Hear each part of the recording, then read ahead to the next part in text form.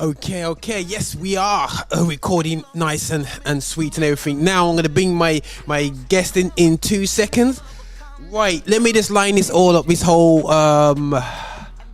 journey that we're taking with about music. I can see my guests there smiling anyway. But listen, guys, just gonna introduce things. First and foremost, this is myself, your host here, Roger Moore. I'm guest on the Edge. Not guest. I'm the Edge Show host who would like to do conversations with people within our community.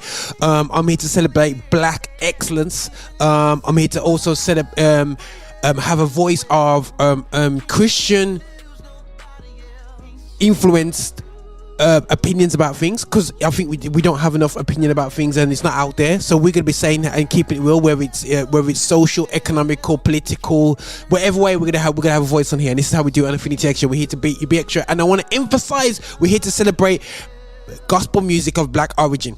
Yeah, so we're gonna chop into this now. I was having myself and Kevin spoke this week. He called me back and said, Roger, we missed it. He listened back and he said, Roger, we missed the Holy. And I said, Holy what? 90s, we didn't even touch the hip-hop era, you know what I'm saying? And Kevin was like excited. I'm thinking, but Kevin, you started from the 50s, man. He's going from 50s and 60s and like the 70s and lick off the 80s, and we just about touched going into Michael Jackson. And then he came and was like, hold on, but we missed that the whole point. The 90s, you know what I mean? The maturity of it. So we're gonna go into about the 90s. I've just watched Coming to America 2, and I must say it was a good laugh. A lot of people critique it, but it was a good laugh, and it's great to see the likes of En Vogue on there. You know, it's great to see like just the whole 90s era. What a powerful time. But we're gonna get into that right now. We're gonna not even gonna go into it at all. We're gonna get into it with my guest Tommy. So we're gonna do a quick technical check. But listen.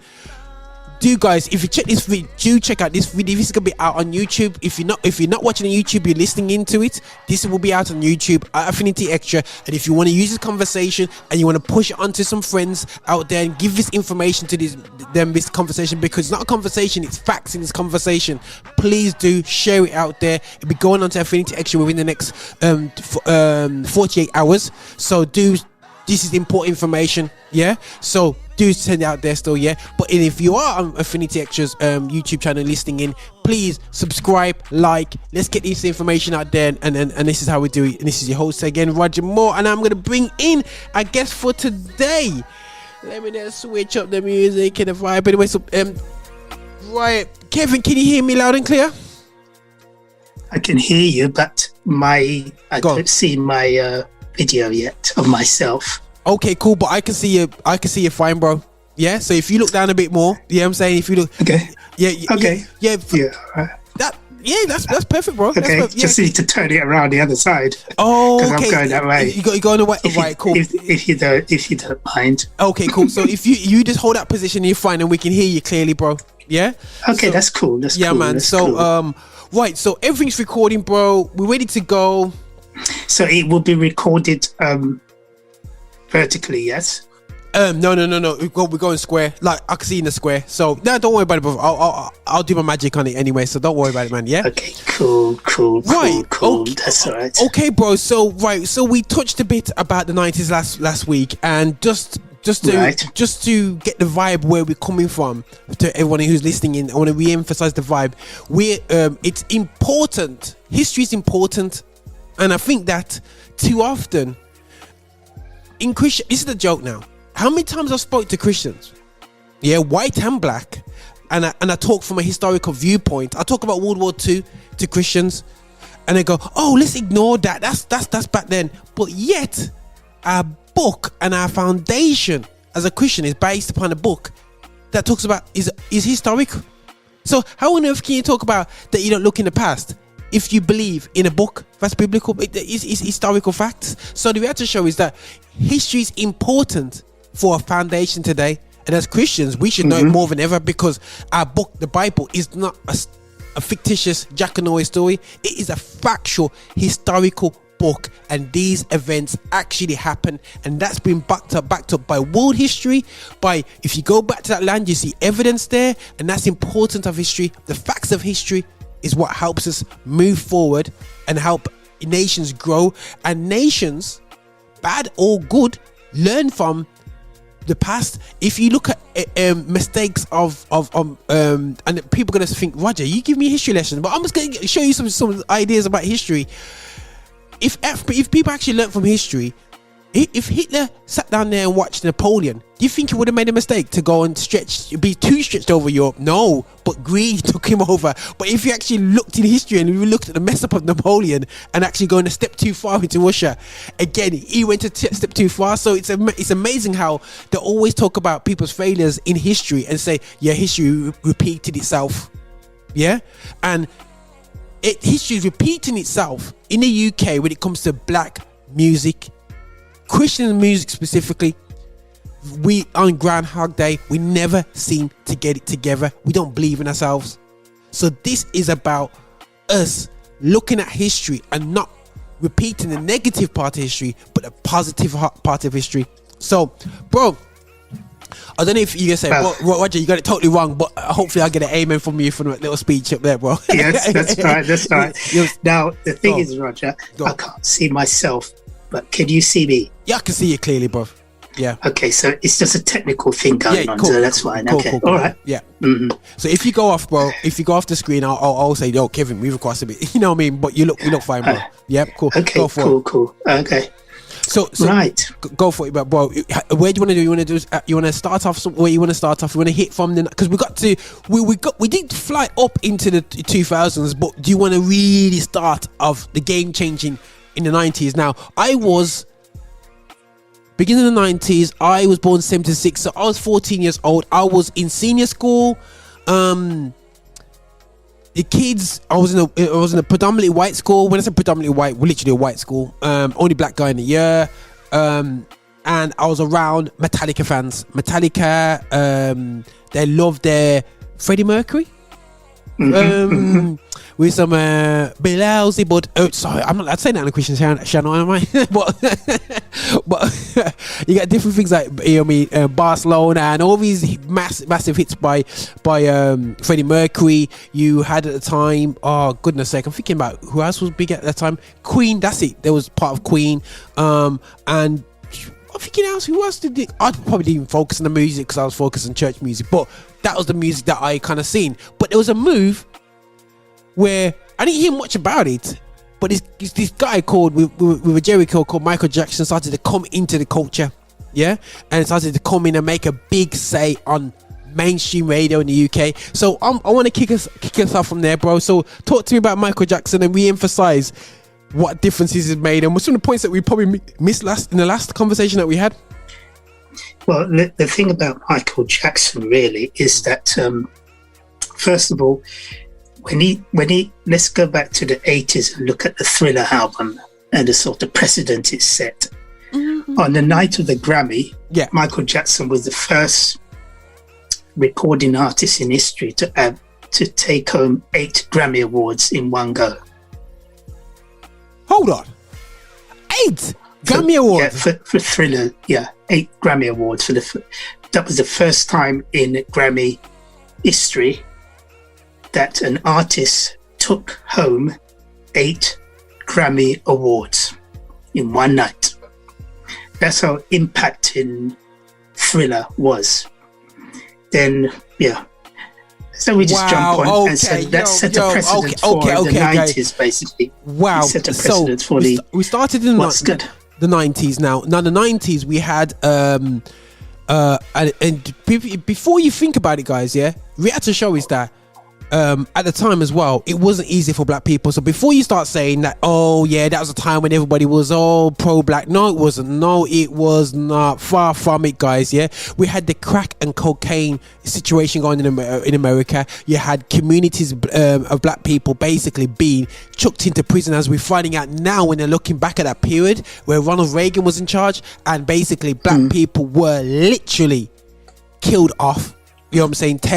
Just as madness was going on in America. So guys, before you think, we was caught, no, we were there. No. It wasn't easy. You had the riots, you had the guy who got beaten up by the police on camera around that period as well. So it was not easy for black people at all. But yeah, bro, go for it, man. 8 Grammy Awards by Michael Jackson kicks the 90s off. Yeah. So we're just showing you the influence of Michael on the new kids on the block from the 90s, you know, like the Ted Rileys and the Jerkins and so forth, all these different emerging production entities. Yes. Now, let us look at LA and Babyface. Whoa. Okay. LA Babyface. Kevin, LA Babyface. Can you move the camera? Can you move the camera slightly bit more up? Yeah. Okay, Sorry, guys. I want to make sure Kevin we can see him nice on YouTube. Oh, okay, that's perfect. Yeah, cool. Yeah, cool. Sweet. Go for gold. Now, the thing is that with LA Babyface, it's very interesting because they were the first production team to actually help the Boyz II Men to get the first number one, which was. Hold on a second. Babyface was behind Boyz II Men. End of the Road. You remember End of the Road? Of course, man. Do. Yeah. Sorry. Yes. Cool. Well, this is the interesting thing about End of the Road. It's actually not a Elvis Presley record. I'm looking at it now, which was 36 years old. Don't Be Cruel, Groundhog.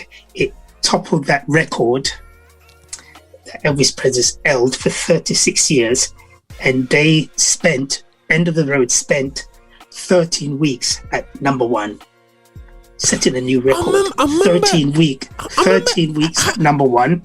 And it came off the Boomerang soundtrack. You remember the Boomerang film? Oh my gosh, I've got well, I'm not really a fan of it, but yeah, Boomerang film. I was just talking to my missus because obviously we're on the whole Eddie Murphy thing because obviously he's doing coming to America too. And wow. Well, you listen to this. This is another artist, the late Whitney Houston, repeated the same such success just a few weeks afterwards. With I Always Love You. You remember that track? I Always Love You. Yeah. I wouldn't attempt to sing it. November the 28th, 1992. Yeah. She repeated that. Now, this time she went 14 weeks instead. She went 14 weeks with that on The Bodyguard. I was at college 14 weeks at number one. Listen, this is a period now. I remember I was working at McDonald's, before getting in trouble here. Okay. And I remember this, because I just started going to college now. And, you know, as a Christian youth, that kind of, you couldn't really buy secular music and whatever. So Boyz II Men was like church music, And I remember going to college now. And then these guys who sounded like commission, you know what I mean? Or whatever, you know what I mean? Some commission artists and whatever. Came with some, are you thinking, this is such... And everybody loved it. I was 16 at the time, and everyone loved this song. It was on number one. And I was like, in the UK, End of the Road. It carried on. Now, and then after that stopped, and I started, working my little McDonald's job. And I remember a bit later, and I think it's early the year afterwards, this artist called Whitney Houston come through, and then did this, and this another single, and it was like, hold on a second. Is everyone just breaking through at the same time? And I remember that they said, they're breaking record, she's breaking another record, and it broke, you know what I mean? It's just incredible, absolutely incredible time, because it actually broke to break the king, Elvis Presley. Yeah, both artists broke the Elvis Presley, and that was broken several times in the end. But listen to this one. Boyz II Men did it again. What? With another track. I'll Make Love to You. Almost 2 years afterwards, on the 27th of August 1994, it spent 14 weeks at number one, bro. 14 weeks at number one, and it was produced by Babyface. Babyface was hot during that time, bro.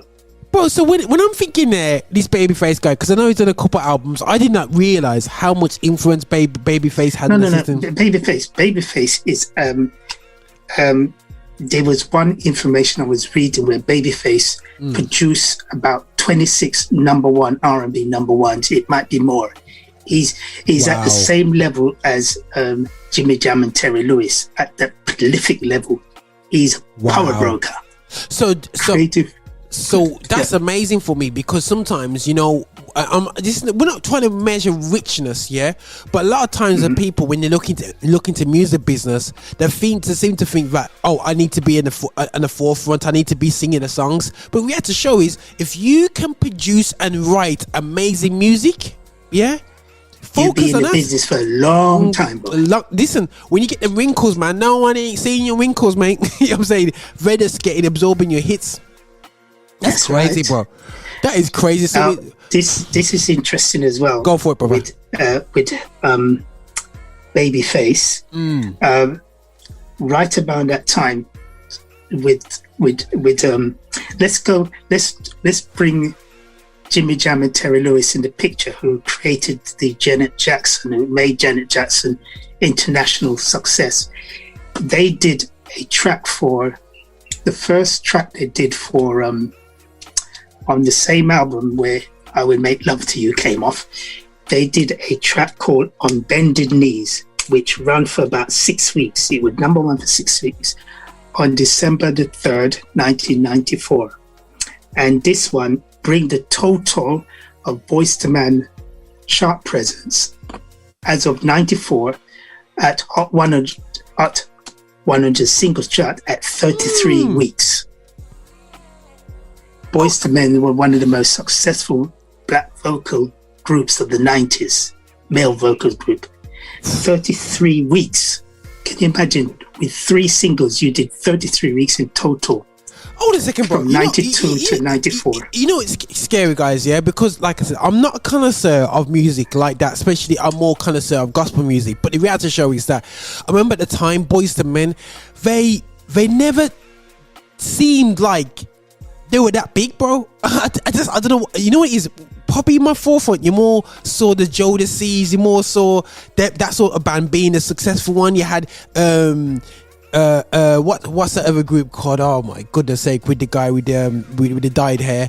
But anyway, you mean Drew Hill? Yeah. So you think Drew was big. Yes, you think they're big, yeah. But then you really think about it. If you can hold a second, Boyz II Men, as much as it wasn't a big long period they were around, like they weren't around for like 2 decades, but they kind of came in. It's like they just knew, oh, it's our time. Let's tap out, and they've already done what they had to do.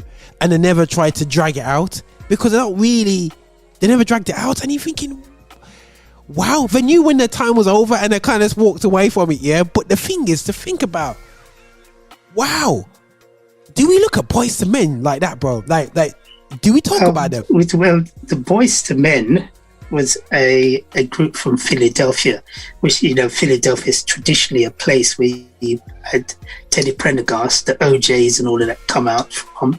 Well, the OJs are not originally from Philadelphia, but that's where they got their fame, you know. Teddy Pendergast, I remember in the Blue Notes. Wake Up Everybody is a original Aaron and Melvin and the Blue Notes track with featuring Teddy Pendergast. So it's quite a... But in this situation, what you need to remember is that all of a sudden, the 90s, there was a lot of phenomenal records broken. We're only touching the tip of the iceberg. First of all, starting, let's think about it. Starting the 26th of August, 1995. Okay, bro. Before you make that point, bro. Before you go into 1995, and I think something you said there, I really want to emphasize this and pin this, We saw a boom, and that was my era coming through. I got a colleague, one of my colleagues, music geek. She's tuned in, and she's like, "This is my combo, man," because we just talking about this is her era in terms of music and so on. But the thing is, do you think this was set up by the hard work in the 50s and 60s and 70s and 80s, or was this just because it seemed like it was a boom? It never really came out of nowhere, did it? Because you can almost say the Aretha Franklin's made a way. You can almost say that the Commodores, Sam Cooke, the Teddy Pendergast, the Commodores, much earlier. Yeah, you're going back. You have to go back. For instance, go on. When it comes to black music, it really started as way back as early in terms of body of work from a city recognized city, starting from New Orleans. That was the first time where a body of work synonymous to a city started to develop. Now, the interesting thing, this New Orleans was almost one of the birthplace of soul and, you know, jazz and, you know, swing and so forth. You know, one of the early. When you get my book, you will understand. You know. All right. Shameless plug. Just plug it, bro. Just plug. Shameless, but we don't business. Listen, guys. Kevin Tomlin, his book. Get ready for it, and I'll co-sign so it.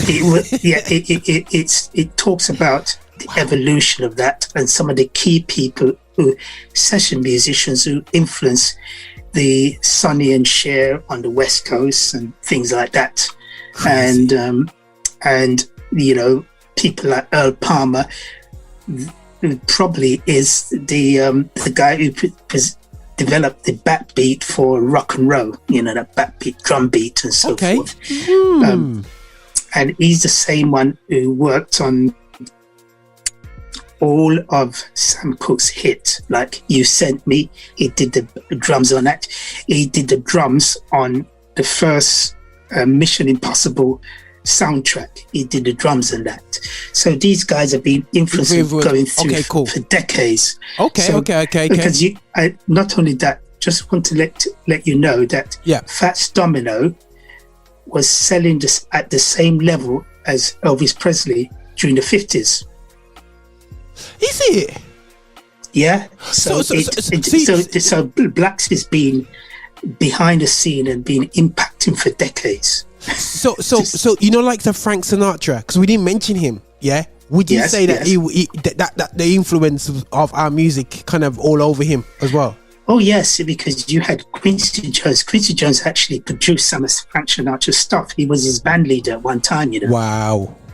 Wow. Okay, so guys, the reason why I've had to hit back on that is because I think it's important. As much as we look in the 90s, we still have to recognize the foundation that was made right back, if you want to trace back to New Orleans. Yeah. So definitely I appreciate that, bro. I had to stop pausing there because I think sometimes we kind of look at a period and not realize that, you know, when you look at history, you have to have a little bit of an intro to it. Each period impacts the other. It's like a baton change, where true.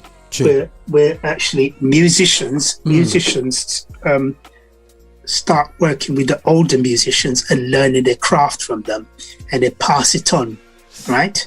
That's how it actually works. You know, this one works with this one, and it develops from there. Yeah. Brilliant, brother. Brilliant. But what I would let's go. Sorry, guys, for that little interjection. I have to interject there. Let's go straight into 1995, bro. Talk to me about the 1995. What was going on right about there? Right. 1995 is very significant, actually, because it was the first time where blacks dominated the top 5 position on the Hot 100 singles chart, which is the American pop charts, for several weeks. Okay. Starting, listen, this is where it's fascinating. Starting with Seal. Remember Seal? Seal, yeah. Kiss from a Rose.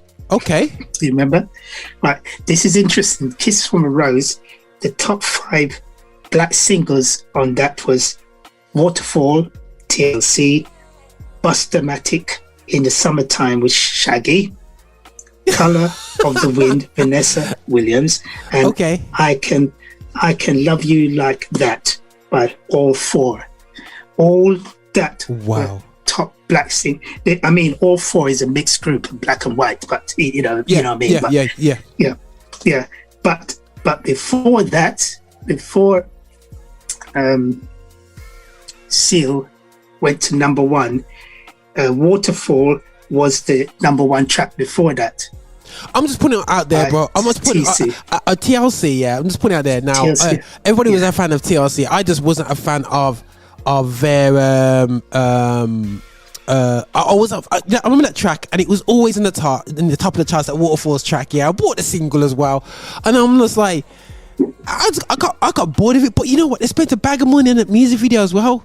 You know what I mean? But everybody loved Waterfalls. I think I more preferred their grittier stuff, but sometimes they made music which it wasn't softened. in terms of it wasn't true to the foundation, but it was almost more listenable. But I don't know if I want to shout out to Music Geek this year, like TLC, but I never really heard her talk about TLC. But TLC Waterfall was number one for 7 weeks. You know? It was number one for 7 weeks. Wow. And remember TLC was on the LaFace Records, the black label co-owned by Babyface and L.A. Reid. Is it? Okay. Yeah. Okay. Mm-hmm. Oh yeah. Sophie's saying that she is a TLC fan. Okay, Music Geek. Right. Listen to this now. This is where it gets interesting. On, the following week, Michael Jackson steps in. Yes, Michael Jackson steps in. You Are Not Alone. And this was the first single. Yeah. This was the first. He was the first artist in history on the Billboard's charts in its 37 years run with the Billboard. So to that time, that debut at number one with a single. Michael Jackson became the first artist to do that for Billboard magazine. Debuting at number one, September the 2nd, 1995 for a week. For goodness you hear me, sake. bro? Wow. So he broke a record. The guy was breaking records. And I tell you, it was a monster hit. That was it. He worked with R. Kelly with that one, I think it was. Yeah, I think it was Kelly. Yeah. It was, and I just want to, I do want to pin up Michael Jackson because everyone thinking, okay, you're on a gospel station, yeah? What are you talking about all these guys for, yeah? The reality show is, bro, Andre Crouch, one of our greatest fathers, would you say, of gospel music, did vocal arrangements with Michael Jackson, yeah. And you know me, and a lot of our top gospel musicians were out there doing great hits with these guys, and I'm thinking, hold on a second, the influence in popular culture that what we brought to the table wasn't just about artists who used to go to church. It was artists that were active in the gospel scene, and they're still inputted into that era. That's absolutely crazy, bro. Like Michael, like I remember that track there, and I remember I was more of the older stuff fan, you know what I mean, when it came through Michael Jackson, but he's still kicking out with that's got no manners, bro. Oh, you remember the album? Just go over the other page. You remember the album it came off? It came off the History, Past, Present, and Future Book 1. Yeah. That particular album it came off was number one in 23 music markets. Wow. And it sold 8 million copies, you know, that album. Sold 8 million copies in the US alone, and 6 million copies across Europe, and about 4 million copies, 4 times platinum in the UK. 4 times platinum, bro. That's about 1 million copies somewhere. And bro, this is before we hit 2000, guys. So before we start talking about before we hit 2000. So basically, guys, this is me coming through, just about to go into university era, and literally my college years I spent not realizing the impact of black music and the game changing that we became hit every 6 months to literally household names, you know what I mean, definitely out there. You saw as well in that period there, I don't know if you want to mention a bit, I touched the base a bit with Andre Crouch, you know, Music Geek hit up with things like Man in the Mirror influence, and William Rivera, he's had the influence in them, but also we actually saw a choir really culturally, because choirs are traditionally seen as Jesus, Hezekiah Walker, going back to Milton Brunson, Jesus hardcore, Jesus now. But then all of a sudden, I'm there sitting down, chilling out with myself, and this choir came out, and they were called Sounds of Blackness. One of the first cultural Christian entities that walked, and then not only came in, but there was very. What made them they touch cultural things, but I love their dance remixes, so I bought almost all their singles, and I love the remixes that they did through Jimmy, the house stuff, that do the dance stuff that they did, and they really Jimmy Jam and blew- Terry Lewis. Yes. So what Yes. was what made them so successful? Because they actually got number ones in a lot of the dance charts. Well, the thing about it, why they were so successful, is who they were working with. They were working with Jimmy Jam and Terry Lewis. So Part of the okay. Minneapolis sound, the guys who were responsible for new editions stuff. You know, I Can't Stop the Rain. You know, and Bended Knees for Boys to Men. Janet Jackson stuff. Okay. They played for Pneumatics and so forth. They did so many different hits for different people. You know, the Alexandra O'Neill stuff. Okay. So- Yeah. So by the time Sound of Blackness started to work with Jimmy Jam and Terry Lewis, they have developed a hit-making formula, and the sound engineer was Steve Odge, who was the same guy responsible for Second Time Around, and As the Beat Goes On. He's the same guy who worked with Jimmy Jam and Terry Lewis for 17 years to master their sound. So Crazy. yeah. So what can I say about and this is Sound of Blackness? It was monster stuff. It was brilliant. Bro, I and a lot of people really didn't. I just remember things like Everything's Gonna Be Alright, and you start off with the track and Soul Holiday when they go just the intros, the samples that they used, the remixes were crucial, because in a European market they realized that, hold on a second, you can't just come like this. You gotta have that flexibility within the European market and the wider That's market. right. And while they weren't number one in maybe the R&B and the popular charts, but where they was number one is in a lot of the dance charts. They That's absolutely tore it up. Yes. And I think Yeah. one of the That's things right. one of the important things I want this conversation for people to realize, this conversation I'm having with Kevin, is because we need to have the knowledge to understand that, you know what, we as artists in the goth Christian music, we are very immature in our approach, that we don't sit down to producers that have been around for 10-15 years and say, right, how do we get, you know what I mean, and listen, so this is what we need to do. Okay, you might not have done a dance hit before, but we're gonna have our track that will go on Soul Holiday, cool, but then we have Joy on that same single. The reason why I can talk like that, because I've got the single, yeah, and you got Optimistic. You have the Optimistic was brilliant. Optimistic. People don't listen. Do you know? Let me. Sorry, guys. I have to bring you this testimony. Now, I wasn't into music at the age of 16. I was football, bro. I'm not like some of these guys who started playing at the age of 4 or 5 and had big brothers and sisters. Yeah, I wasn't really into music. I got influenced by my parents about music, but I wasn't overly into it. I went to my non-church going cousin's house, and I loved computers. He had his Atari ST and he was doing samples. He was at college and I was in the year below.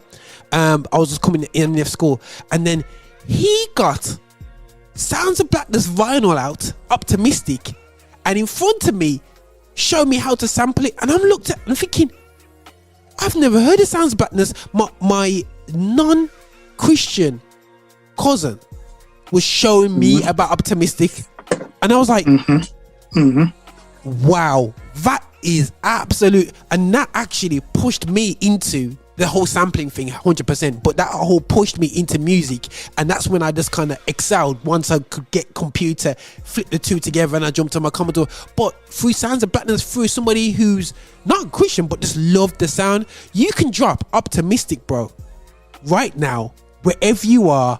Don't care who you are, any DJ can play that track and everyone's nice, everyone loves it, bro, to this day. Yes. Crazy. It was across the board hit, and it covered. It was talk about something that was enriching and telling people, you know, moving forward, be optimistic, move, go on, you know. Bro, it was a vibe. But anyway, right, we did digress a bit, guys, but we're just getting excited. That's right. So we touched base about we're going into Michael Jackson stuff, bro. Just carry on from there, bro. Yeah. The second track behind that was Gangster Paradise by Coolio. We both laugh because nobody wants to admit that they like this track. Of course, you got Music Kiss from a Rose, Kiss from a Rose, and Waterfall at number 4, and Buzzmatic in the Summertime by Shaggy.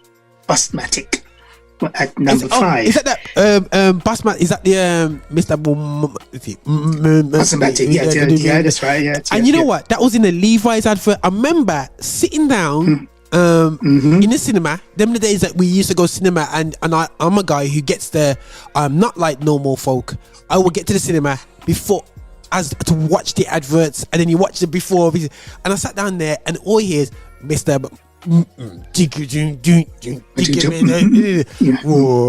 I was like, whoa, is this? He got excited, man. And it was beautiful how they entwined, started to realize how powerful black music is, and a white designer label, not white, top 501s that no man on road was wearing Levi's, bro. Yeah, nobody in the streets was wearing Levi's. Only like you go to certain areas, you know, and they were using our music to advertise their products. That's right. Crazy, bro. Yeah. Listen, Coolio eventually went to number 1 the following week. Yeah. And it was there for 3 weeks, of course, and then still Buzzmatic was still at number 5. Kiss from a Rose at number 3. Number 2 was You Are Not Alone, and of course number 4 was Waterfall. Because the amazing thing about Waterfall, it was in the chart for weeks in the top 5. It's amazing. People could not get enough of it. But this is where it gets interesting. The following week, Mariah Carey. Oh my days, bro! Yes, you're bringing out the whole 90s. No way. Listen. She went number 1 in September 1935, and she was at number 1 for 8 weeks, bro. And in that 8 weeks, you had Gangster Paradise, of course, at number 2. You Are Not Alone at number 3. Number 4 was Kiss from a Rose, Seal. And then at number 5 was Runaway by Janet Jackson. So you had 2 Jackson artists in the top 5. In the top 5. That's amazing. 2 family members in the top 5. Because Janet was kicking through back then, innit? She was kicking all the time. From that time, she was big. Yeah. Oh my day! I'm looking at this now, and I'm like, bro, 95 now. These artists was coming through. It's like people haven't tasted jerk sauce before, and all of a sudden it's like you had your first Nando's chicken, and all of a sudden Nando's gets popular overnight, and then we forget how much change and impact that it made. Because you got to remember that in the late 90s, early 90s, sorry, we had, I don't know if you know much about the on TV footage, but we only had 1 hour with Lisa Hansen, and that was I think it was called Soul something, I can't remember what it's called, but she had 1 hour program on MTV. MTV was a music station, and you only had 1 hour. And then we had this box came out, and all of a sudden you saw a load of black music videos all over there. And then we only had 1 hour. Then we had Yo Raps. But then what you found is that over a decade period, our music started taking over. We're only in the top echelons. We was very restricted in terms of getting onto TV and our videos and so on like that. Maybe the odd Michael Jackson, but now you're talking about all these artists. It was Michael Jackson that actually break that old with MTV, because once Thriller went on to MTV, MTV, the doors throw wide open. Bro, that video was video, and again, guys, we're here to be game changers, yeah. And this is what I'm saying. I'm fed up of people we talk about God, bro, and we talk about this great God. Yeah, man, he's gonna give me creativity. He's gonna help me. But the thing is, we have to realize that, you know what, we say we serve a great God, but yet before we know it, bro, we can sing like this at the beginning of our careers. We come with some R&B, gospel, whatever we want to do. Then all of a sudden we conform in Christian music, in black music, and we try to be something that we're not, because we don't really believe in our own creativity and our own sound. But then what we're talking about right now, and I want to really get everyone to kind of really have a good look at themselves, going, hold on a second. I always use this phrase, real recognizes real. Bob Marley was a reggae artist. Yes, he had a couple of tweaks and a bit of sounds in there, but he was undeniable reggae, and he became popular from doing that. He never went and did a ABBA thing, you know what I mean? He never went and did a, you know what I mean, step over and got overly pop, you know what I mean? He did what he does, and I want to encourage people to look at these artists, and they done them. Yes, they were professional. They listened to producers. They had a team. They never wrote everything themselves. People that I thought were, they're just a small corner. The likes of Babyface, bro. Babyface is a small corner to me. Babyface is big, boy. He's a big creative power broker. Bro, just carry on, man. Because we need to get to the real big hitters with hip hop, man, and we ain't even touched them yet, bro. We're stuck in the mid 90s, you know, bro. We're stuck. Listen. For 2 hours. The thing that you need to remember, during that time with this happening, you had the Donnie McClurkin, the CeCe Winans, Yolanda Adams, the Kirk Franklin smashing on the gospel side. So it's both sides going at the same time. Bam, bam, bam, bam. With gospel eccentric, masterminding. Well, Gospel Eccentric on the gospel side was the leading gospel label in the US, you know, the leading gospel label. And for 10 years, it sold over 10 million copies, 10 million, it grossed over 100 million in gross earnings before it was sold during the mid Re-emphasize 2000. Re-emphasize, you spoke about this last week, Gospel Centric came across. No one talks about the real story about Gospel Centric, bro, because I thought it was somebody in a garage. They bumped into Kirk Franklin from a local church, and they decided to do this thing, and doors opened.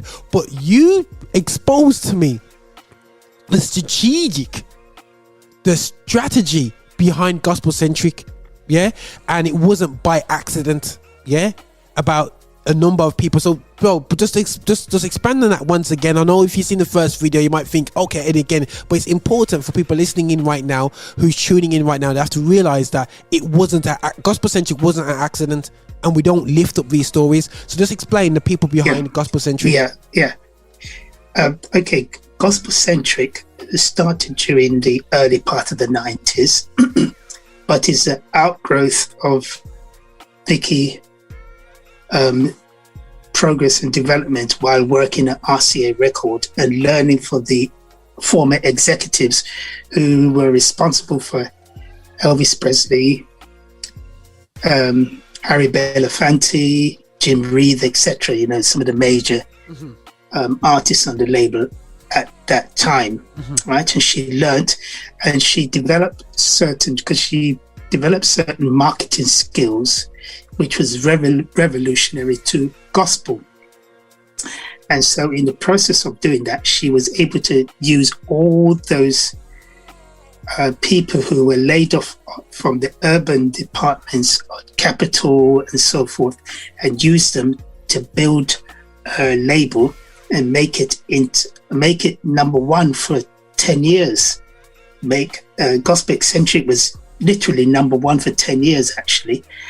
And because it was a game changer, because it was the first label in history where an artist had 2 consecutive platinum live albums, one behind the other. And she must have been driving a Chevrolet. She completely revolutionized even gospel hip hop as well. You know, she just basically, you know. Bro, it gave us definitely hope, and I think there's like Gospel Centric, and you had Toby Mac's label, Go To Records, and let's be real, Toby Mac is not black himself, but everything he came out of his label, Go To Records, is black influence, you know. And I always remember enjoying DC Talk. I don't know if you know about. Do you know much about DC Talk? Yeah, I remember DC Talk. Yes, I remember them. Yes, DC Talk was every man's secret love for a bit of rock. You know, in my era, everyone's like this. Yo, you know DC Talk? Yeah, man. Supernatural. Yo, Jesus Freak. Tough albums, bro. But again, if you look at musical history, really and truly, rap music, as much as it was rock ish, it was heavily influenced by black music once again. You know what I'm saying? Oh yes, you know yes. So the Rolling Stones could verify that for you, if you know. Wow, straight. You know, the Who, the Crazy. Pink Floyd, and all of them, they can actually verify that for you, because in their musical DNA, it's all black stuff. Music, black. Rolling Stones, you know. Wow. But okay, black. right, bro. Talk to me now. So we what about artists? Because I know there's artists that I would call them the church artists that went out, not church artists, but like really impacted. They always do the Jesus tracks on the albums, like Stormzy invented it. No, he didn't. I remember listening to Blackstreet's album, where you get likes of Teddy Riley, obviously behind Guy as well, and whatsoever. You got likes of Teddy Riley, Blackstreet. You got likes of Jodeci, Cut Close, SWV, Jade, all these groups. You know what I'm saying? Sisters with Voices, SWV, BWV, yes. Brownstone and all of them, yes. Brownstone. Oh yes. The thing about it, what's going to be challenging with the 90s. So many things were happening. First of all, with the 90s, there were so many major black labels in action. You had Bad Boy Productions by P. Diddy. Yeah. You had Perspective Records by Jimmy Jam and Terry Lewis. You had LA and Babyface with the LaFace record. Yeah. You had Uptown Records. Yeah. Which had Mary J. Blige on it. With the 411 and all of them, and Def Jam with LA Cool J, all of those were exploding at the same time. So you're talking about percentage of earnings were in the billions when it comes to 94 alone, 1994, according to Black Enterprise, black music, hip-hop music mainly, did about $2.4 billion in gross earning in 94 alone. Oh man, where did that money go? That is estimate, brother. These are estimates. It could be more than that. Bro, this is where, you know, again, this all happened in the 90s. This is all the 90s. This is literally all the 90s. A generation ago. Yeah. Now this is all the 90s, bro. Now I want before people actually say, bro, oh, this is a whole America. This is the whole, it's nothing to do with us. Let's emphasize the point that this music broke into the UK as well, and I think we have to emphasize it has to do with us, because many of our creative people behind the scene were working with American counterparts. Americans would come over here and record and do stuff, so they were actually going back and forth. Because we didn't see it, it was actually happening. As far back as the 90s, as far back as the 90s, Lawrence Johnson was working with American recording acts. Nicky Brown, the same thing. You know, Poiser. Andy Smith. They were all working. Actually, Andy Smith did one track number 7 on the Miseducation album by Lauryn Hill. He did one track on it in London. He did his guitar performance on it. Would you believe it? Anyhow, but we don't want to jump too guns. But let's go back a bit. Number 7 track. Anyway, so guys, that's important. Number 7 track. We reached to that. It was number 7. He worked on number 7 track. But before we reach to that, let's just go back to the domination of the top 5 by black artists.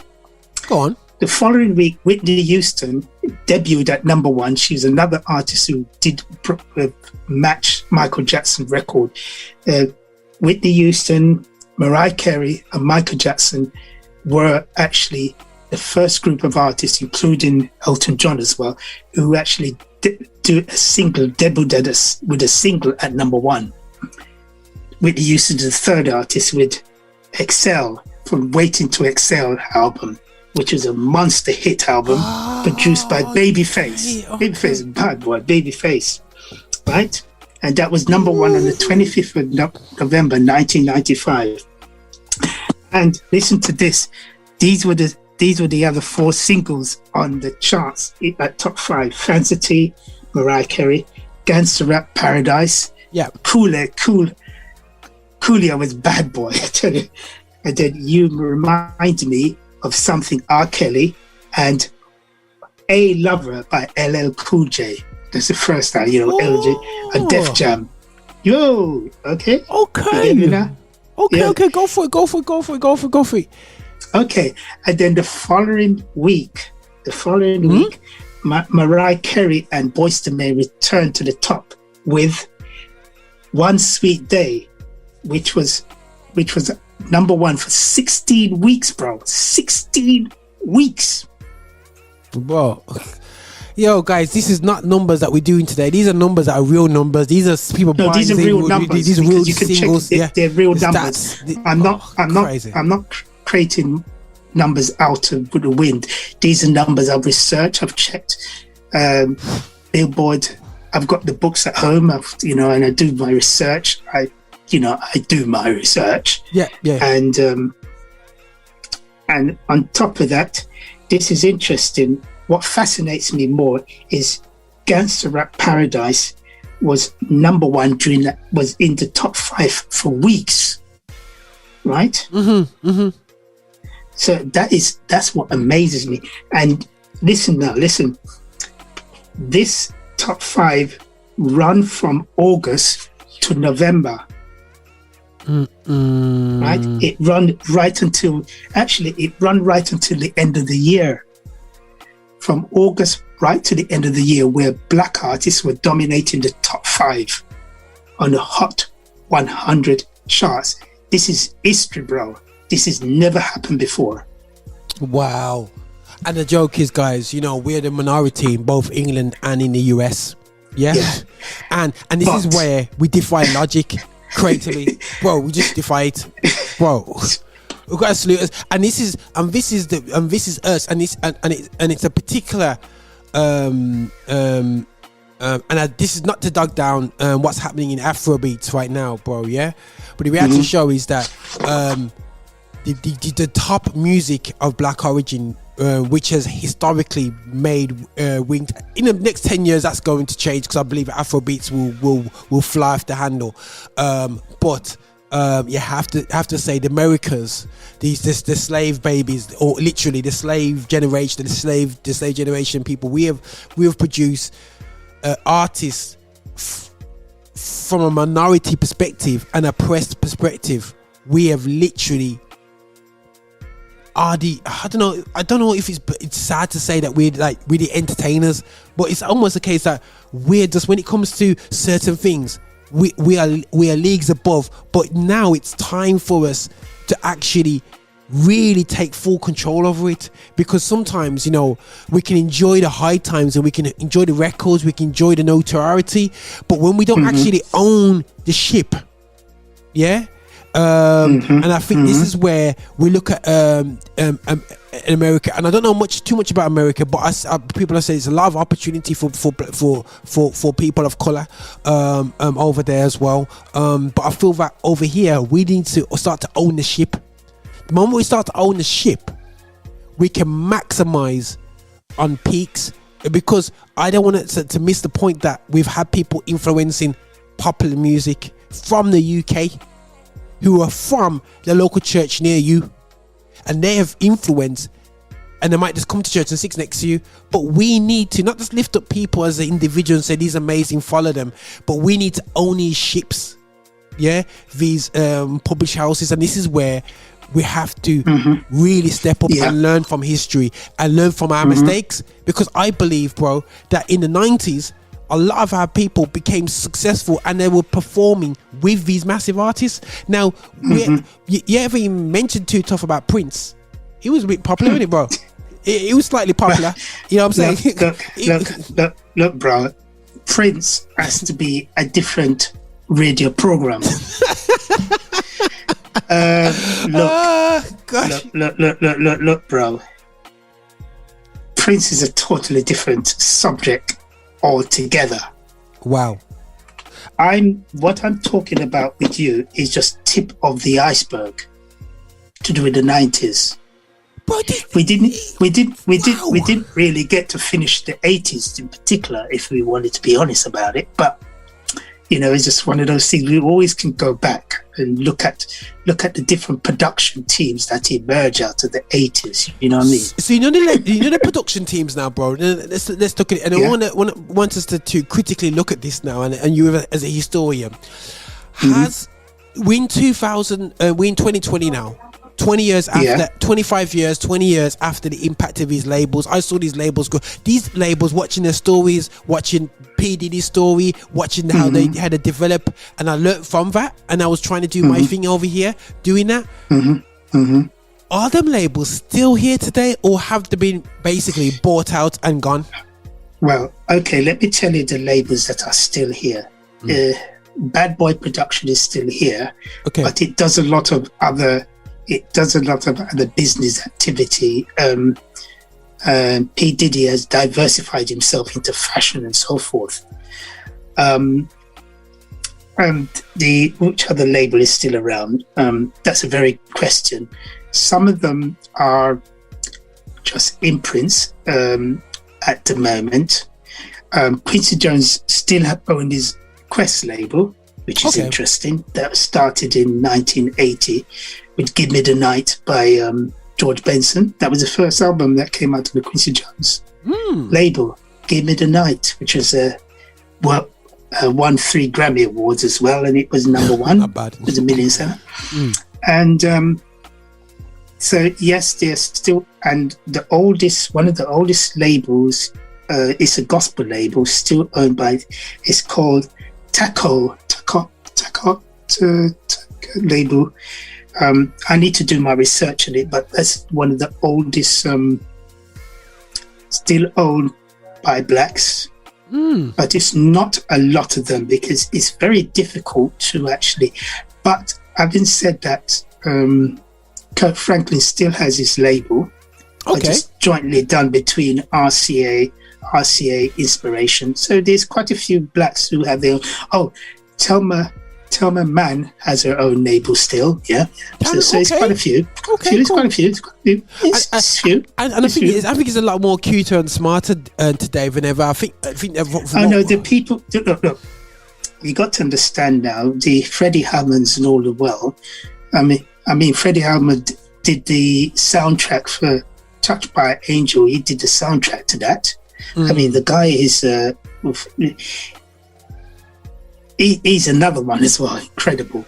But the thing about it is that there are a lot more blacks now who own a good portion of the pie in terms of music now, especially in the US. They're involved into management.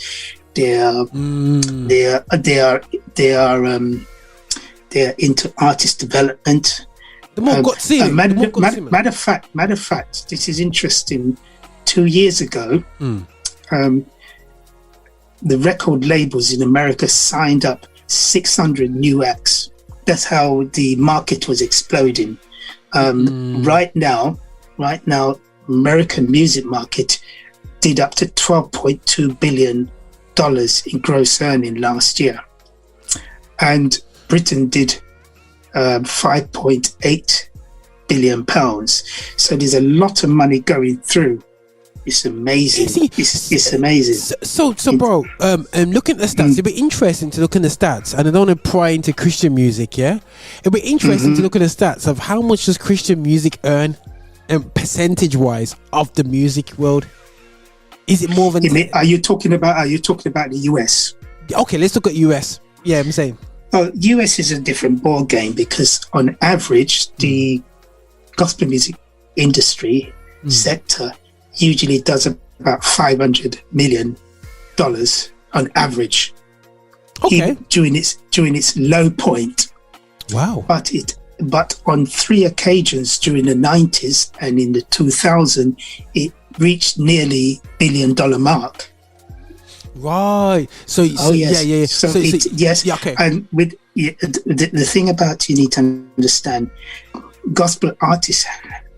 1 year, I think it was either 2001 or two. There was about 17 American recording gospel acts that did double platinum. That means they did over 2 million copies. 17. Crazy. And you know what, bro? You know, so literally, what you're saying, 10% of, you could almost say that 10%, between 5 to 10% of the market is Christian music. Yeah, round about. Matter of fact, the gospel sector was the only sector in America that was growing fast and successful at one point. Wow. Everything else was stagnant, so to speak. It was growing. That's why the major labels actually try and buy out many of the gospel labels like Spring and so forth, because they were the only areas that was selling and making a profit, basically. Not even, they were actually creating. And also a lot of corporate sponsorship was involved. A lot of, Burger King, and so forth, all sponsored. You're saying a gospel concert. You're saying like that's normal, and I think that this is what we need to look into. This is what we fail in the UK to do. Yeah, is understand the corporate element of our next level of success, and it's very important. The impatience that we have with GMIA, with all these different entities out there. Let's get things going. We're going stop. Look at how we cannot do what we were doing before COVID. It still will not be, Governor B, you're still not going to be successful. So and so, you're not going to be successful, not because you're bad people or not because you're bad artists. Have we really grasped the level of business that we need to do it? You talk about why isn't McDonald's sponsoring GL Live? Why isn't McDonald's getting involved in these? Why, bro? I remember approaching. I used to run a magazine, and in my magazine, Gospel magazine, one of the biggest people I was chasing was J2O and Schlur, to see if they would sponsor in the magazine. And in the UK, for almost, because I saw in America, when you went and watched the black station BET, they had a Sprite advert for black people, so they'll be dancing and whatsoever. And I feel over here there's almost a snobbery, especially back about 10-15 years ago, of you gotta buy our drinks anyway. And I think this is where we need to sit down with corporates and says, if you want our community, you make a whole heap of money from us, the J2Os and all this business. We need to now really push into other avenues of income streams that we can store for, because some companies have made a whole leap. Like far as concerned, Nando's make a whole heap of our people on a Sunday. On a Sunday, where do you want to meet everyone? You have your after service group happens not at the back of church, but at Nando's. So why ain't these companies sponsoring our events to make sure they're number one? It's because we let them have that. If they were, I don't know, bro. We just don't recognize the value of our market. Yeah. No, we don't. No. And of the people that we've influenced. You know what I mean? If we had Nando's sponsoring, if we had different things sponsoring, at the moment there's a gospel tour in America that's still functioning, and it's sponsored by McDonald's. I don't know if you've seen it. Yeah, and Southwest Airlines, all these major corporate entities do gospel sponsorships. Disney, all of them, yeah. And the gospel market has access to corporate, well-to-do people of color and and without color. That's not the way of saying it. White people, they have access to great markets, but we sit down there and almost apologize for demanding respect. You know what I mean? And I think that, bro, some of the things that you're saying, bro, is something which we need to be more astute business wise, because if you actually, or they don't want to tell you that your market is valuable, you've got to know that your market value. If you don't know your value to the market, you undersell yourself, and we have undersold ourselves. That's correct. As people thinking, Roger, why are you getting so emotional about this? Because I seen them, we undersell ourselves. We're the one who does cheap sessioning. Yeah, let's be real. We cheap session. we do £50 sessions with big artists, but yet they're getting bag of money behind us because we don't know the value of who we are and what we're doing. We don't know the value of our ability. Well, if a artist call you to do a session and you've had a track record already of producing high quality vocal tracks, yeah, before, it is time that you tell him, they're not going to be embarrassed if you told them that my price is so and so, because they know that you can actually deliver the goods. Yeah, that's why they're calling you to the table. Yeah. So I mean, whatever the charge is, that's what the charge is. You go in there and actually tell them, well, my rate is this, how much an hour? Yeah. Okay. Yeah. You either take it or leave it. Cool. A question to you, Kevin. Yeah, I want to close on this question because I know time's gone. We seem to get excited and we just chat for a whole hour and don't realize it. But okay, music business, creative mindset. Yeah, you've lived in Jamaica, you've lived in America, and you lived in the UK. Do you find that our mindset in the UK to financing creativity is different to America? Are we more Scrooge? What's that? Are we more not Scrooge? Are we more expecting everything? Is there a in black music? Do you find that we are very, very less likely to invest into our art form in the UK than we are in the US? Yes, because we don't really understand. We don't understand. It could be a self-image problem, I doubt, and because we don't really know the success that the Nicky Browns and so on have actually done. The thing about it is that we got to believe that if we have to understand that we live in the third biggest music market in the world.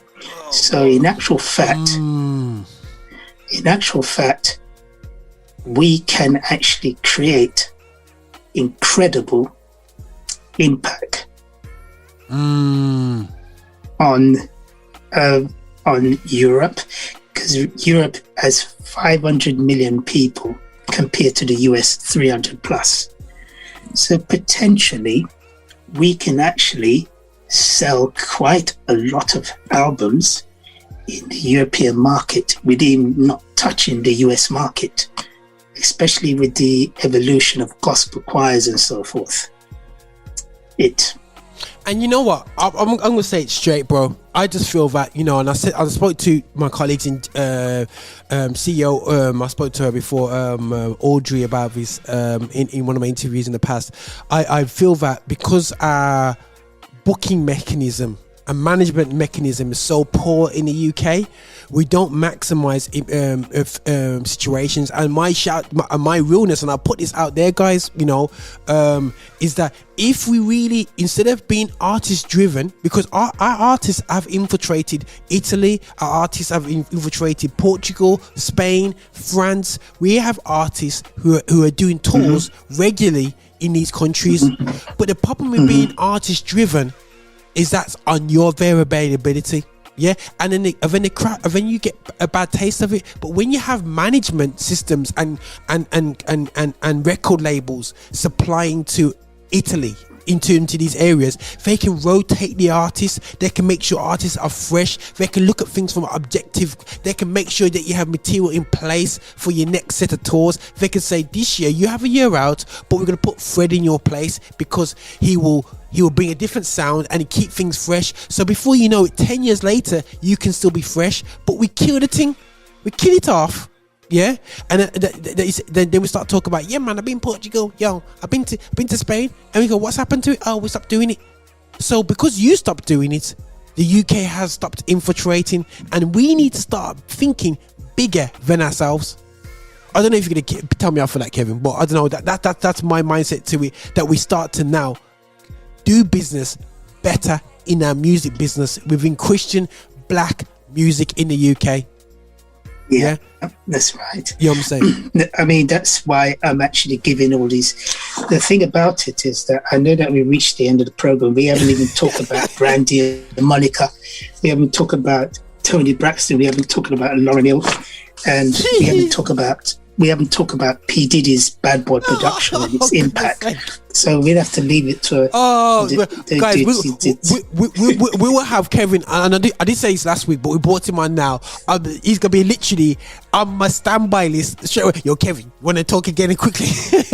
But no, what I want to do, Kevin, it would be great to create up a little mini series of these. We just really progressively break down hour by hour, and if you, and I think we just make it interactive, lively, and you know what I mean, and have that to and fro in, and there's a learning from this, and I think that we've made history can be made to look boring.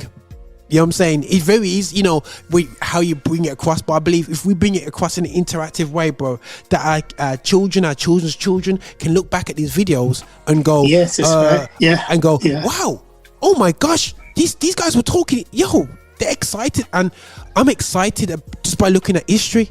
Yeah, and I'm excited because I know that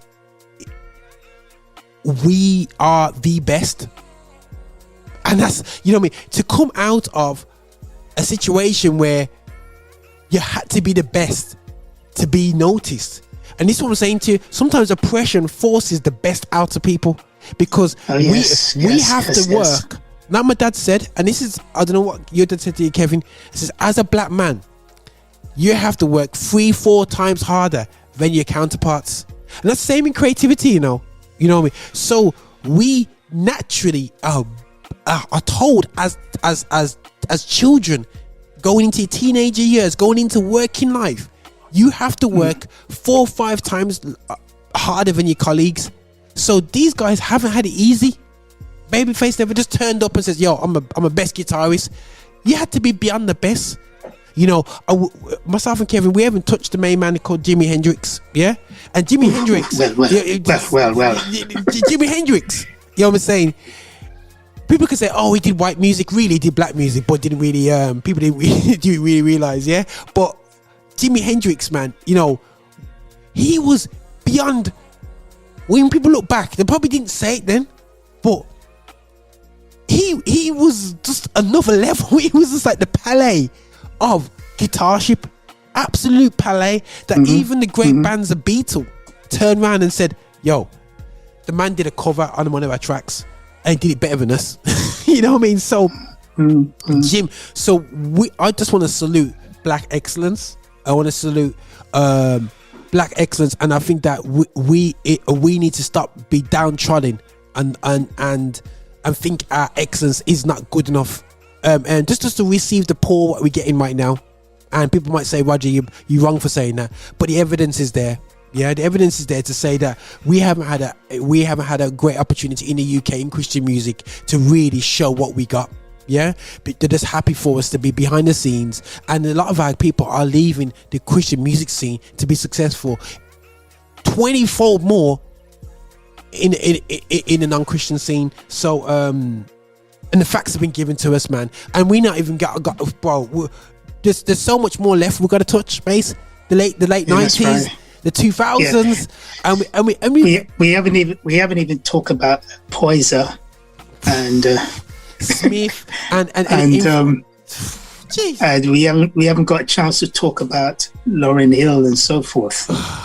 Whoa, jeez, we'll get there. But listen, guys, Kevin, I appreciate your time, but I think we just get excited having this conversation. So I think it's right. you know when it's your hobby, you know when you just do it. This is cool. This is easy. I can do this all day long. But I do appreciate the time, bro. And I think that watch out, guys. Kevin Tomlin, you got your book. But you get coming through. So guys, keep searching him. Do follow him on Instagram and the different platforms. Keep an eye on what's going on there, and do shout out people. Do like this video if you're watching this on YouTube, and you know what I mean, do subscribe to Affinity Extra. We're here to celebrate black music, gospel music of black origin, but we have to realize that gospel music of black origin has influenced the world. The roots of popular music has come from the black gospel music. That's right. That's right. What a statement, bro. Yeah. So, Kevin, definitely God's sparing life. We'll be back here getting excited about black music. You know what I'm saying, bro? How many is this ever been done on Christian radio station in the UK? We're not usually allowed to talk about this stuff, but I don't think it's being done at this level. I did do something like that briefly with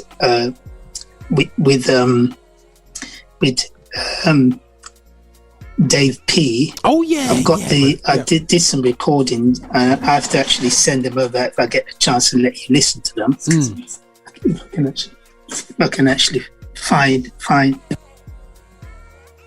if I can actually find it, you know. That's no problem, bro. But listen, I see you gotta get moving now, bro, and we're gonna get moving as well. But listen, bro.